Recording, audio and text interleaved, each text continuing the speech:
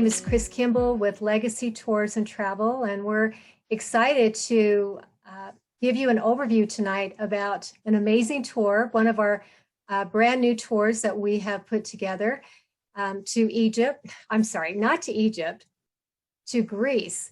And we're going to Greece, and we're going to be exploring the Apostle Paul and his teachings and what he went through while he was in Greece. And so we're excited about that. We hope you're excited to get back into the travel flow and go out and explore this world that's out there just waiting for us to get back into. And for those of you that might be joining us on Facebook right now, you can actually get a link sent to you so that you can watch the overview of the Zoom conference by just sending an email to info@legacytoursandtravel.com. That's info@legacytoursandtravel.com. And then you'll receive an email link shortly, and then you'll be able to hop on and watch the overview from our Zoom conference call. So I'm excited to introduce tonight our guide that will be taking us to Greece in the fall, and his name is McKay Daines. He is a DGA award-winning director, writer, and producer. His resume and experience in filmmaking span over 2 decades and include feature films, documentaries, advertising campaigns, and television shows.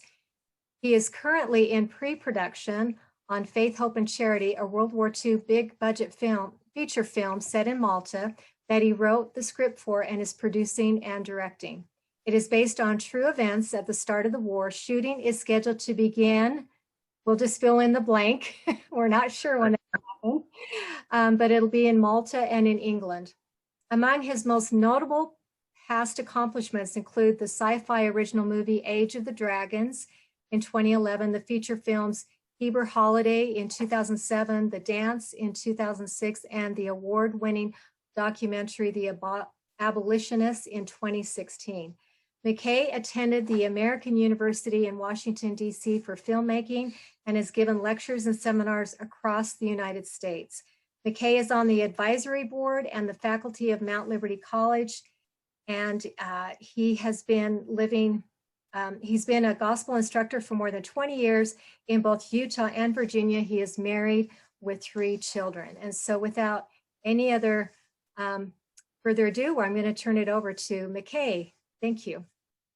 Thanks, Chris. It's nice to have this recorded so people can come in and watch it at any time. And it's going to be really... All right, we are going to get started tonight. Thank you for joining us. Oh, somebody's doing some cool background. Okay, anyway, this is going to be, I think, one of the highlights for a lot of people, including myself, in travel in their lifetime. And partly is not just because I'm going to be your tour guide, but because of the places we're going to go and the history and how unique they are and how much they've changed and in some ways influenced all of the world and where the direction of the world is still going today. So if you look at all the tours that you could go on, why on earth would you pick a tour to follow where the ancient apostle Paul went? That's got to be a question. You have as much money to spend on travel. Why do I go and follow this tour to where Paul went? So my job is to tell you why I think it would be one of the greatest tour adventures of your life. And I think it comes down to a few major points. First, you're going to be walking in almost the exact footsteps that Paul walked in.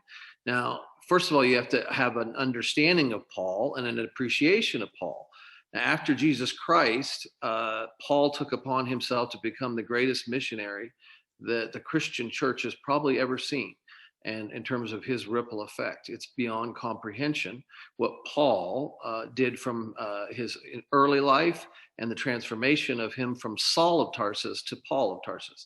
So if you want to just read up on a unique character, that's the first hook that gets in you, fish hook that gets in you, is I want to know more about this person who absolutely changed the world, any way we look at it.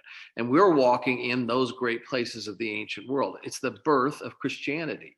If you're a Christian, you want to go back and see where everything began, other than Jerusalem area, where the church began to spread, and even the term Christians became a term. Before, remember, they're all just little sects of Jews, of the Jewish people that were being taught at first of the Jewish religion, including Saul.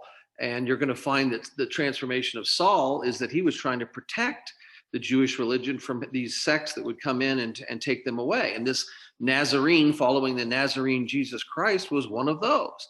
And so you're going to read up on the most diverse places that Saul went to. And then when he became Paul as a missionary, he went to convert the world and turn them to Christianity. We're going to be going to also some of the most beautiful places in the world. I mean, from all of Athens. I've always wanted to explore Athens and the Parthenon and Pink's Hill.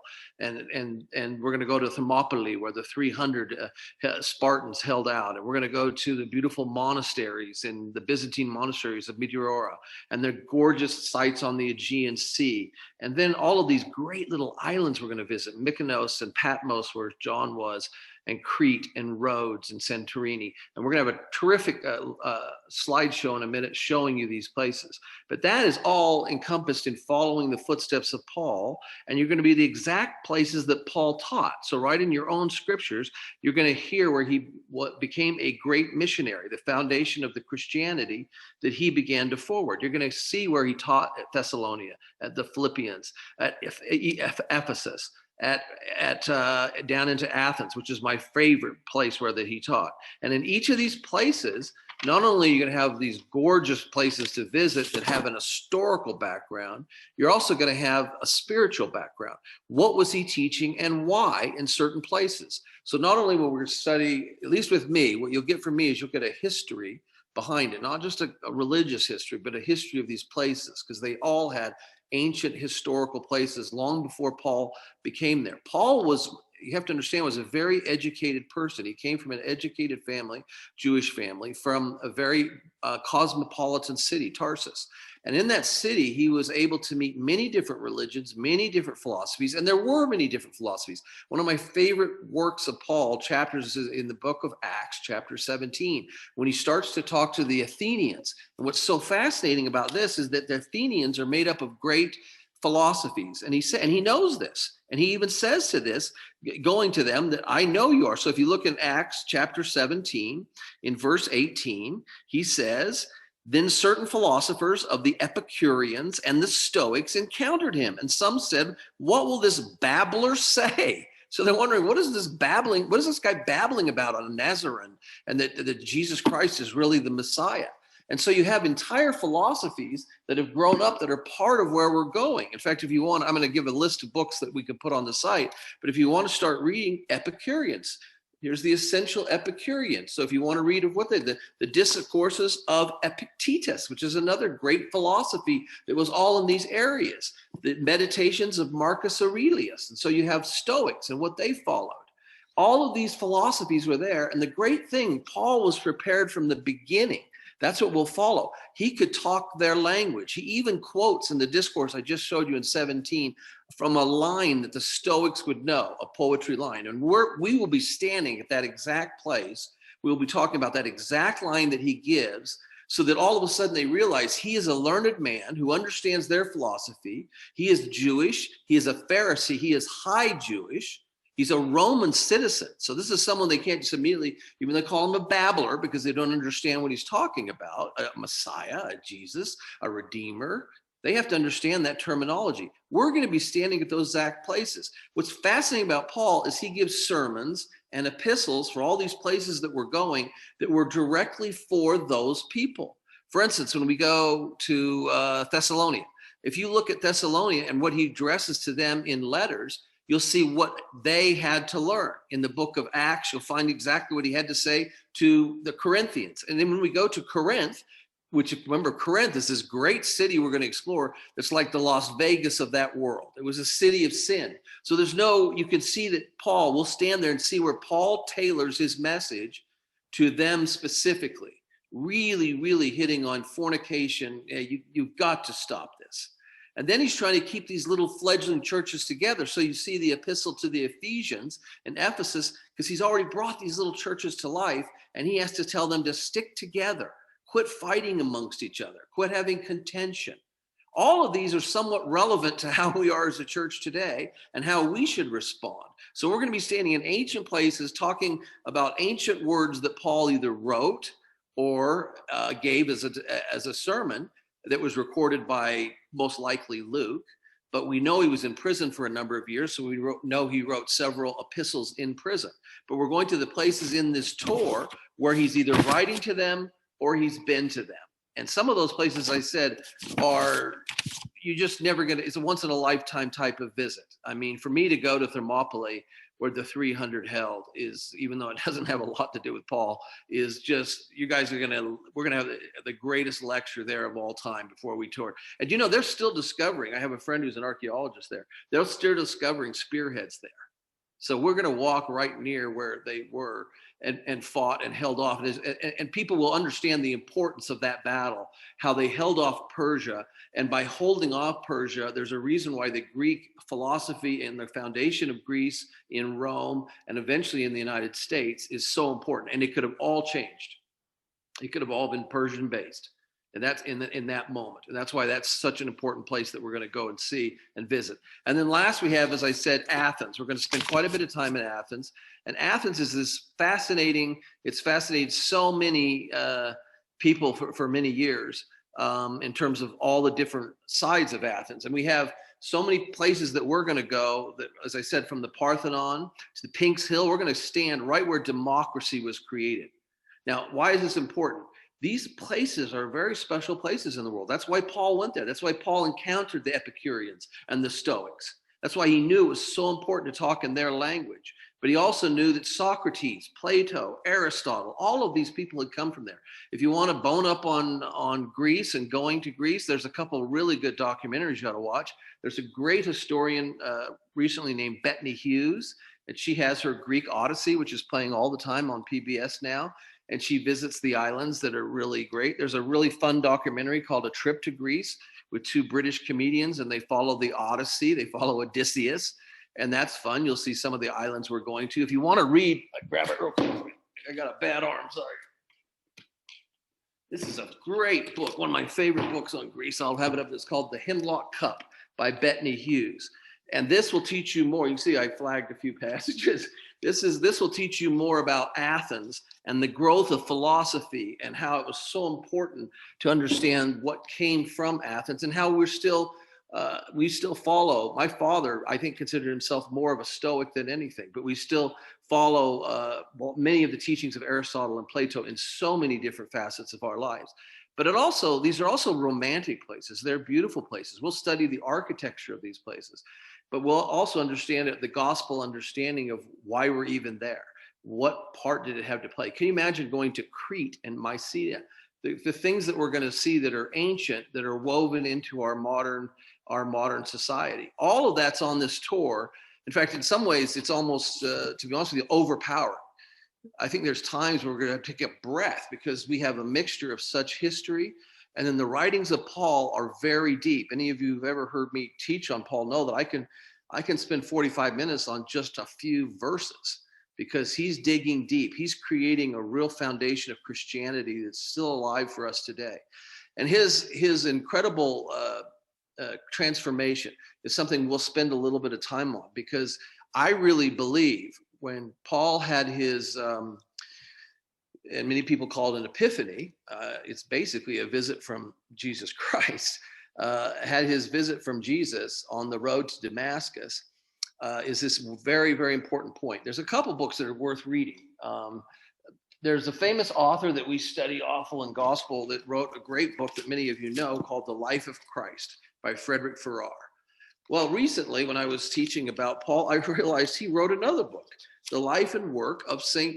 Paul. And this is a brilliant book. I mean, I flagged signs in here that are just really interesting. For instance, this, when Jesus appears to Paul on the road to Damascus, he calls himself Jesus of Nazareth. And Farrar, who was a brilliant British writer, Jesus of Nazareth, why did the glorified speaker adopt the name of his obscurity on earth to tell Paul? Because his persecutor, Paul, knew him not. So Paul didn't know him by just seeing him And he didn't wear a name tag. I am Jesus, the Messiah. Okay.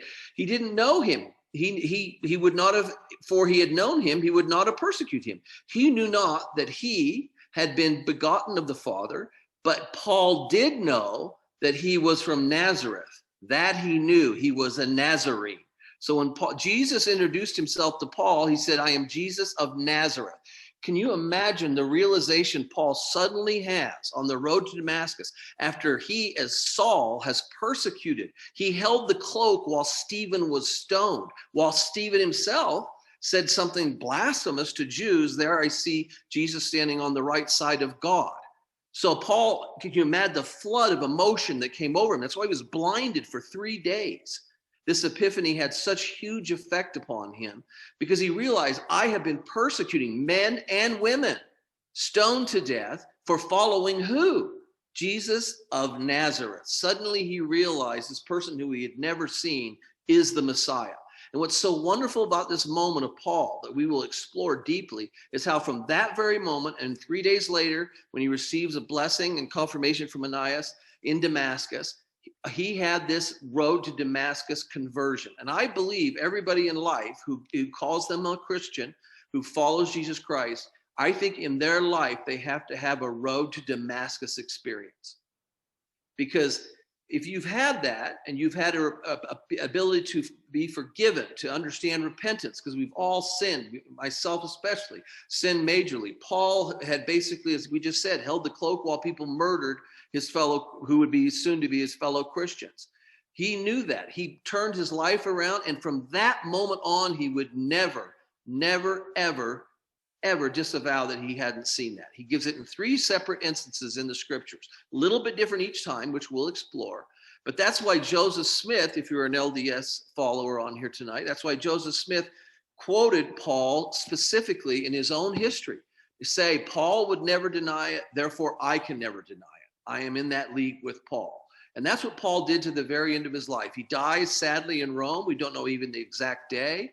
We don't know the exact time. We know he was in prison. We know from that prison came some of these epistles. But up until then, he's almost a fury. He is the epitome of Spencer W. Kimball saying, wear your shoes out in the work of the Lord. He just doesn't stop. We actually have a physical description of him by Joseph Smith, if you're LDS, that he was very short. He was not good looking, and his voice was quite shrill. Okay.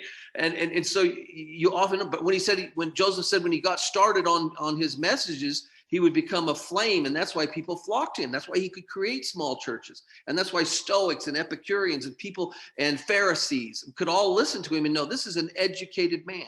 And at one time he absolutely says, I am a Roman citizen. I must be taken to Rome to be tried. Now, the one place we won't cover on this tour is where I've spent before the pandemic, nearly 8 months in Malta. That's where this movie is going to take place that I'm making, Faith, Hope, and Charity, is in Malta, where he gets shipwrecked, which is in Acts. So maybe if you guys enjoy this tour, maybe we'll do a part 2 tour and go to all the other places that we'll go to Rome and Malta and all those cool places and see things. Because following his life, in my mind, is following one of the greatest followers of Jesus Christ, believers in Jesus Christ, and even more importantly, was a missionary.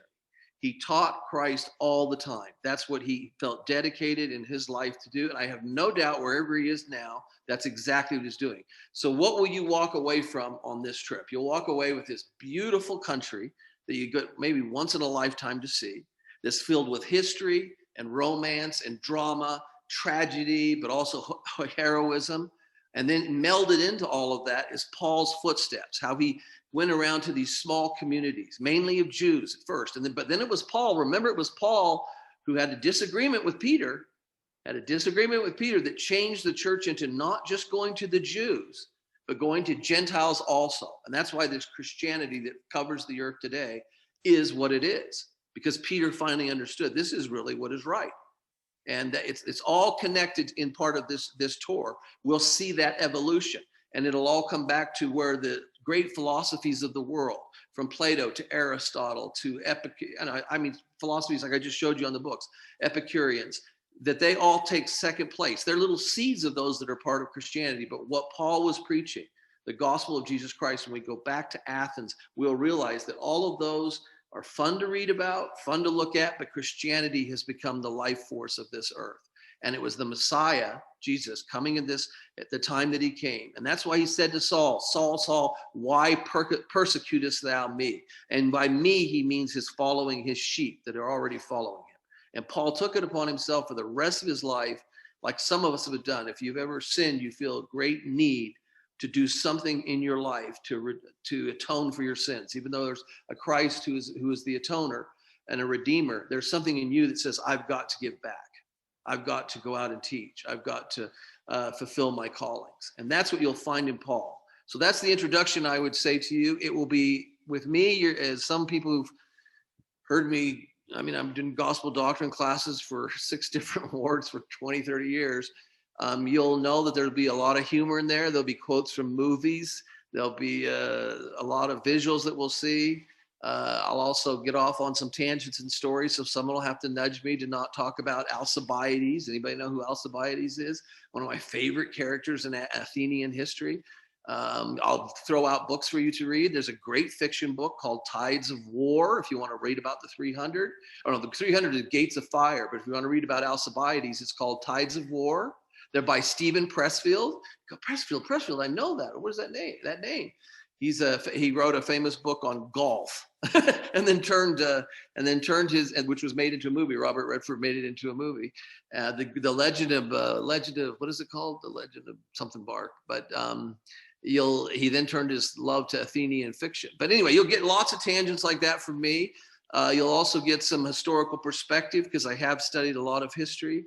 And so it won't just be let's read from the scriptures, but as everyone knows, will bring my big scriptures that are half falling apart, but are all, because you can see all of your scriptures will be marked like this at some point because they all tie together, especially Paul's teachings. Paul's teachings are what we can really tie a lot of modern day LDS and other Christian beliefs. There's another very good book written by a non-Christian, by the way, that I've been reading. And this is a really, really good book. It's good to look at this perspective, especially from a modern day look, by N.T. Wright, and it's just called Paul, a Biography, if you want to, you could say, bone up on things. Also, I have this really cool book, if you can find it. I'm going to bring it on the tour so we can all look at it there. This is a really cool book. Have you seen these kind of books where they have the ruin that it is? You see, okay, that's the ruin in Athens. But then if you go like this is what it was like. You see, you can see the page over the top of it. And that's what I want to bring, because we're going to see a lot of ruins and go, well, that looks like a pile of rubble, McKay. Well, yeah, it was a pile of rubble now, but by the way, it looked like this. I mean, that doesn't look like much, does it? I mean, that's not really exciting, but look what it used to look like. That's pretty cool. That's pretty cool. Okay, so these kind of books, if you can find them, they're not too hard to find, and there's several. This is just one kind that show you some of the ruins and things that we'll be going to. I think are worth preparing yourself. Prepare yourself a little bit, because the more questions you ask, the better it is. I do that myself. I ask questions all the time. What will make this tour? What will make it more exciting than another tour?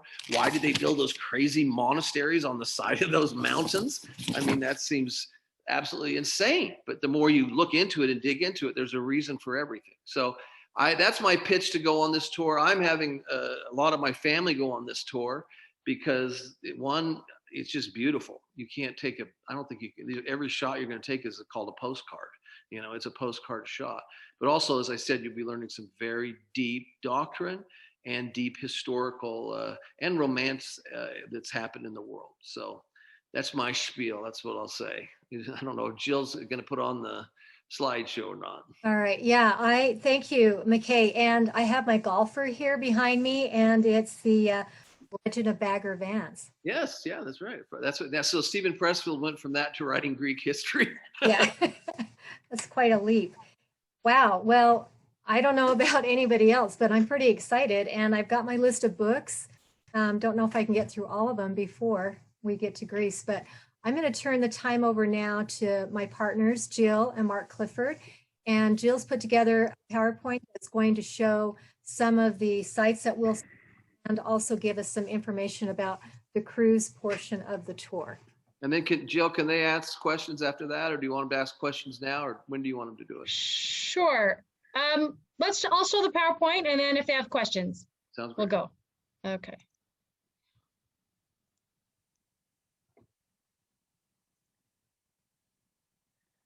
Okay, are we, It's up there. Someone should do some really cool music, I guess. okay.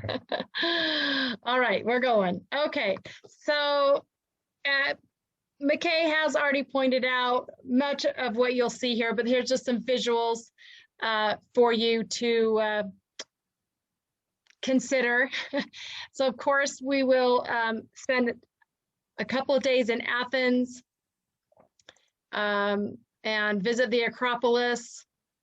Can't visit Athens without doing that. From the Parthenon, from the Acropolis, you look over onto Mars Hill, which is where Paul spoke. And so I'm sure McKay will have some wonderful stories for us to share there. While we're on the tour, one of the advantages, of course, going with a wonderful guide like McKay is that we'll get to hear from him on site, but we will also hear from him on the bus, and we will also have local tour guides. So we're going to be learning and asking questions throughout the trip, not just while we're on site. You'll have the opportunity to be learning throughout the whole trip, and it's a wonderful experience. So I really appreciate that. Here is ancient Corinth. A wonderful, as he compared it to Las Vegas, I don't remember hearing that analogy, but very appropriate right there. The main walkway there, and we'll learn to stop where they suppose that Paul might have stood on the Berea, giving his lecture there. Thessalonica, I don't know when Thessalonica became Thessalonia, whatever, but there's a famous arch there. We'll visit that city. Philippi, the letter to the Philippians, of course, a huge city that's now mostly ruins. And these aren't quite in order, but we will also have opportunity to go by ship for a few days. This is the Celestial Cruise Lines. They are Greek-only cruise lines. They just go to the Greek Isles and focus there on those sites. So they're the experts on the Aegean Sea, and it's a wonderful cruise ship and beautiful. And Mark and I did that this couple years ago, and it was awesome. The cruise package, or excuse me, the tour package comes with the inside stateroom. The exterior staterooms with an ocean view, balcony are also available. They're upgrades. So when you sign up, you can, plan on this inside room, but if you'd like to have an upgrade, just let us know. Just a quick view of the pool, of the deck, and the ship. You can see you have a wonderful pool, and promenade deck and all the amenities you expect of a regular cruise ship. Beautiful dining room. And then I'm going to quickly go through the islands that we'll visit on the cruise ship. Mykonos will be there for sunset, and it's a beautiful island. It's just what you picture Greece to be. Ephesus, of course, is not in Greece, it's in Turkey, but we're going there, and we'll have a morning and early afternoon here at this site, and we'll learn all about the things that Paul told the Ephesians, even in this amphitheater here. I think life was threatened, or he was arrested or something, but It escaped. he escaped. Is that what it is? Okay. We deviate from Paul for a little bit when we visit the Isle of Patmos. The Apostle John was here. He was exiled here, and this monastery up here on the hill was built in honor of him. They have a cave of the Apocalypse, which tradition holds is where he received his revelation that he recorded as the book of Revelations. We will go there. Don't know if that's where he was, but we're pretty darn close if you're on the island. And it's a beautiful view. This view of the island is from that monastery. Next, we visit the island of Crete. So the Palace of Knossos is there. And you might want to get a flip book like McKay mentioned. I think that's pretty cool. But this Palace of Knossos is amazing because those colors are still there. Those painted walls have been preserved amazingly. So that's all original there. And this is just a few pictures of dozens. So that's a fun place to visit. There's some mazes underneath, so that's why they think maybe the Minotaur began there. We'll visit the island of Rhodes, a full day there. Paul supposedly visited there, so Walt McKay can tell us more about that. But there's this medieval walled city there. Templar Knights spent some time there. Beautiful, beautiful island. We visited the Temple of Lindos, where they have an ancient temple there. So pretty cool.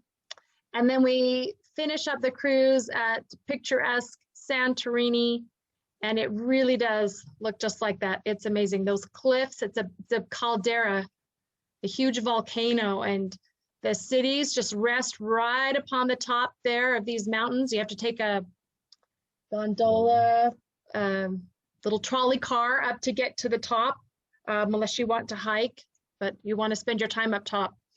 And that's it. So there's back at Ephesus where we'll learn more about Paul. So I'm gonna go back to McKay. I think maybe yeah. Do you want to add a few things after seeing those pictures, McKay? Well, no, I think they're all beautiful. One place I didn't touch on that my son is most excited to go to is Crete. He's in love with minotaurs for some reason. And the story of the Minotaur, which is, you never know what turns a 10-year-old on, but he thinks it's the coolest thing in the world. But I wanted to go there just because my favorite writer is a guy named Adam Nicholson. He wrote a great book on Samuel Taylor Coleridge last year, but probably the best book written last year. And on William Wordsworth, the great poet, and it's on poetry. But he is actually in Crete right now, and I've been trading texts with him because I don't know if he'll be there when we're there. But he's writing a book on Crete, and so it's such a fascinating story in itself. I mean, for us to try and just absorb it in this quick amount of time, we're going to have to be concentrated and being able to be. It's going to be a lot of fun, but at the same time, we're going to go through thousands of years of history in a very visual and literary form. And that's, to me, really fun. And when I saw those pictures, and you just mentioned those colors that are still so vibrant, one of the things that's really cool is down in Pompeii, how they're doing archaeology. We're not going there, but uncovering how colorful some of these murals and that they had, and the beautiful marbling and little tiles that is just artistry at its finest. So not only are we talking about religious things, we're going to be talking about hopefully some of the most beautiful artistic things ever made in this area. We probably ought to open up for questions if anybody's got some questions. You'd have to unmute yourself to ask. Hey, McKay. Go ahead. Hey, you. How are you? Good. How are you? Doing okay. I have many questions. Well, start. Good. So my phone died. I'm so sorry, but I was wondering if you could send an email or someone that it kind of just goes over how many days again we'll be, doing each tour site. I saw what we'll do on the Celestial cruise, but I'm not sure how many days, and it's kind of nice to know the time frame and where you'll be exactly. So I don't know if that's possible. And then like how many people, so how many days we'll be on the cruise for 4 days, and then yeah, let's let Jill answer that. Jill, we're going to have it on the website quickly, Okay. right? The itinerary. Yes. legacytoursandtravel.com. And if you go down, that's our website. Okay. You'll see a picture of Greece. and click on that, and then it has the itinerary there, so you can Oh, see nice. what we're doing there. And it'll tell you like how long we're spending in each of the sites there. So that'll help with that. And then, is there another question? You had a Any second, other- Catherine? Oh, what was my second question? Something about. Oh, yes. It was about the cruise ship. How many people can fit on this cruise ship? It's not a huge cruise ship, is it, Jill? Yeah, a little smaller. No, I want to say 2,000, but I will have to verify that. Okay. But all it goes is the Aegean, so it can't be that big. Right. It is not that big. It's yeah. That picture is pretty accurate, but Oh, yeah, that looked, yeah, perfect.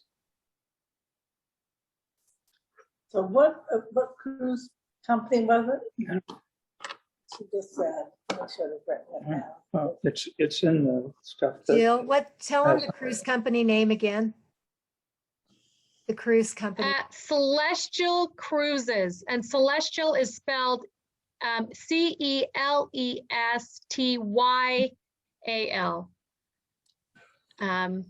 All Greek. Celestial Cruise Lines, yeah. So you can visit their site to actually, and that will give you a lot of information to see the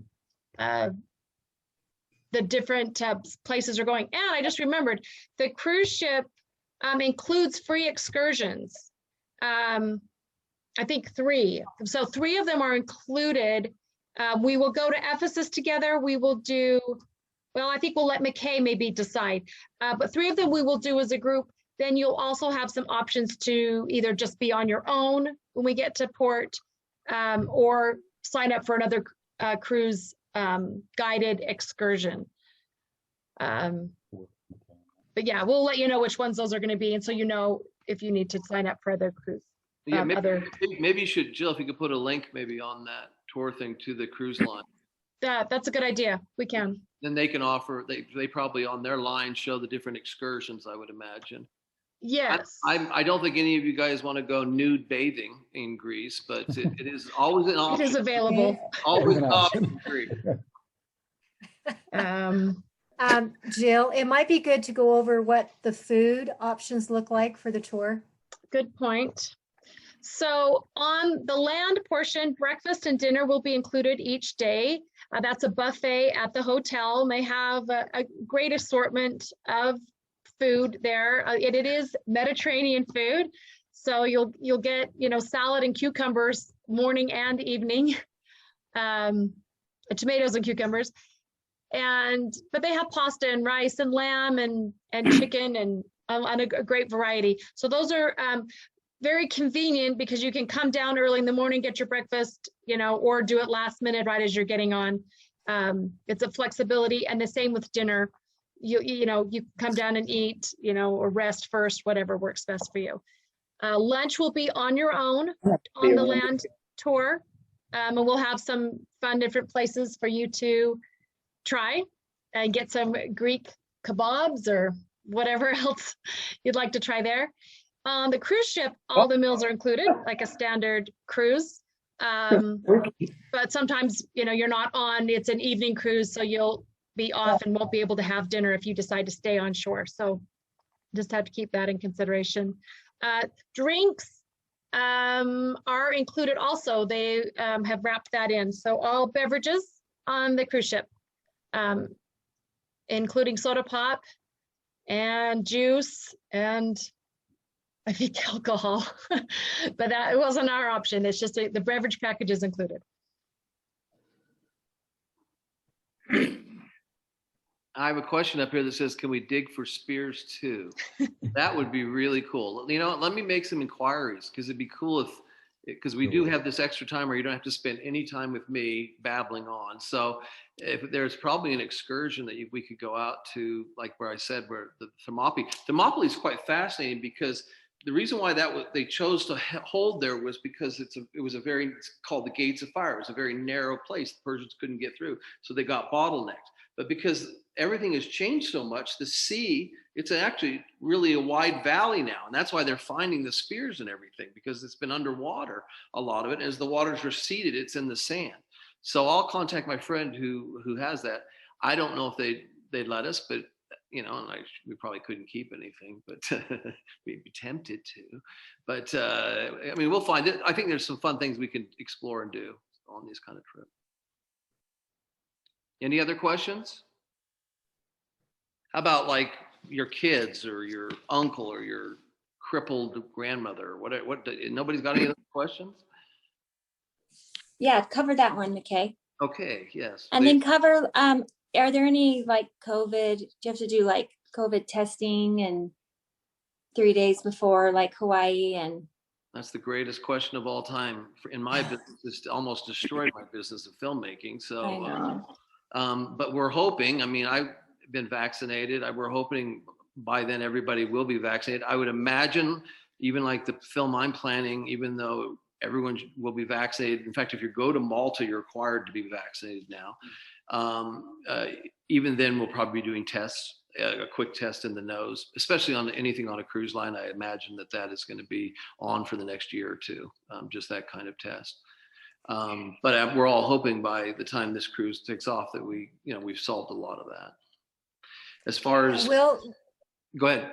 Oh, I was just going to say our tour company on the Greece end of it, they'll be giving us all the information as it gets closer, because everything is changing month to month. And so once we get closer, we'll know better about what's required. I've never seen anything. There you go. Now, it might be, Jill, let's talk about deposits for the tour, how they get signed up. And then final payment would be something that we would be looking at adjusting a little bit. Normally we do 30 or 90 days out, but because of the COVID situation, we have to just kind of watch that, because see, right now we can't really go to Greece. If we were to try to go today, Yeah. but September is a ways down the road. So, but anyway, let's talk about their deposits and how they get signed. So $300 deposit holds your spot on the tour, and that is refundable up until final payment. So we do realize that stuff happens, but if you decide, well, I'm going to wait and see what my life turns out to be, then there may not be any spaces. So yeah, our website, legacytoursandtravel.com. At the top bar, there's a reservation form. So you complete that. If you prefer, you can call us and give us the information. If you fill it out online, you'll get within 24 hours, you'll get a automated payment link. You can call us, or you can use that link to make that deposit. So that's refundable up until final payment. Typically, final payment is 90 days. As Chris said, we're finding that 45 days works a little better in this COVID world. So this tour that's going to put us about the 1st of August. So come mid-July is when we're going to email you reminders for the final payment, and that's when we'll give specifics on what the cruise line is saying or what Greece is saying, what guidelines, restrictions, whatever is coming down. And then at that point, we'll let you know when final payment is, and then we are not able to do refunds after final payment. So we encourage travel insurance at that point. Then you are able to get everything back if something were to happen, either before you're traveling or while you're traveling. It covers you both ways. Yeah, I'll send you the links to our TravelX group insurance, which really offers a great price. It's a lot better than an individual rate. So you can be thinking about that, but we won't need the payment for that until, we're purchasing the actual, full payment on the tour. I'm also bringing a lot of my family's going to come, and I think we're looking at it as a really fun family excursion. They don't mind listening to me, which is okay. I know some people actually want to get away from their families and go on vacation, so I understand that. But at the same time, if you have someone, you don't have to be from Utah. Hopefully we've sent this out and people can get on the site and watch this program today. We have people from all over the United States. A lot of my family's spread out. So we're hoping that everybody meets up and just has a great time in the sun and sees these sites that you always hear about your whole life. You just want to see them. You want to be there and feel them. So you might want to reach out to those people, family or friends who are interested in this. Yeah, absolutely. It is. Yeah, McKay said it's a postcard everywhere you look, postcard picture, and it's absolutely true. Just scenic and picturesque, and then of course history. So it is a fantastic trip. I was going to say. I wanted to mention that we have a group airfare package. That's what it was. There you go. Yeah, a group fare to a flight round trip from Salt Lake into Athens. And I think it's around 1,400. Yeah, that sounds right. And we'll get you that specific information if you decide you'd like to coordinate your own airfare. That's perfectly fine. You just need to know what time we're arriving so that you can get with those transfers and departing likewise. But we will send you that information about the group airfare. I had a quick question. Holy crap, it's my sister, the person I was just talking good about, so don't say anything bad. Yeah, good job. I missed that part. I lost connection there for a second. I am, and you might have already answered this, and I'm sorry. What category of hotels are we staying at? Nope, we haven't covered that. So they are 4-star hotels. That's a Greek 4-star. So you have to realize that a lot of them are old with old plumbing. They're beautiful, historic buildings oftentimes, and very nice, and clean, well kept, maintained, but they are older.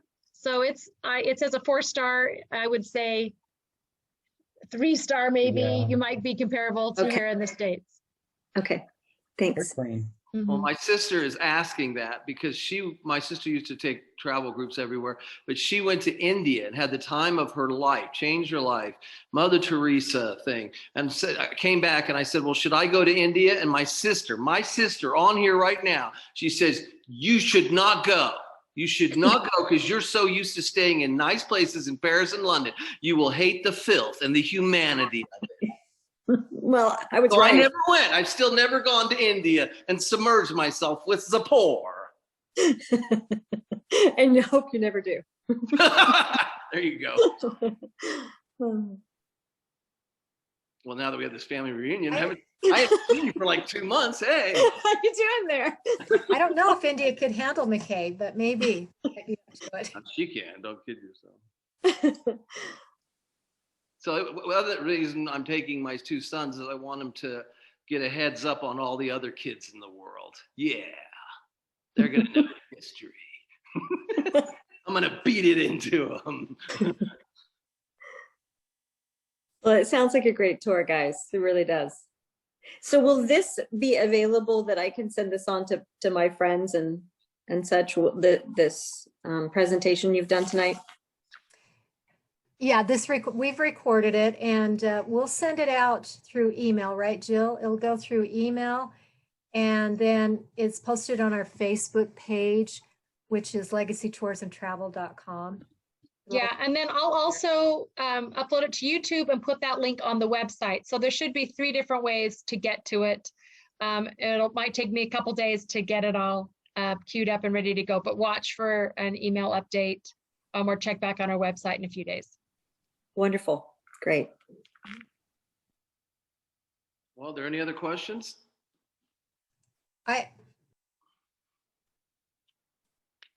Okay, I have a question. So Jill, it's actually Dave's question.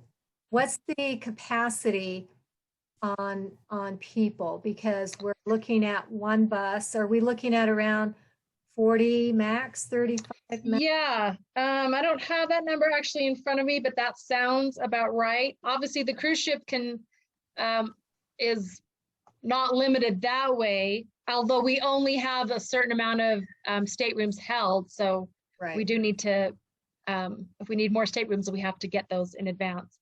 Yeah. 40 though, yes, I think is our limit. I'll have to double Okay. check. Yeah, because we just keep it to one bus because we've got Correct. one McKay. We can't clone them yet. We don't have that technology. You don't want to. You don't want to. All right, any other questions? Well, I hope you all can make it. It'd be great to have everybody there. Oh, there's nothing like learning about history in the foot On-site. right there where it took place. It's so powerful.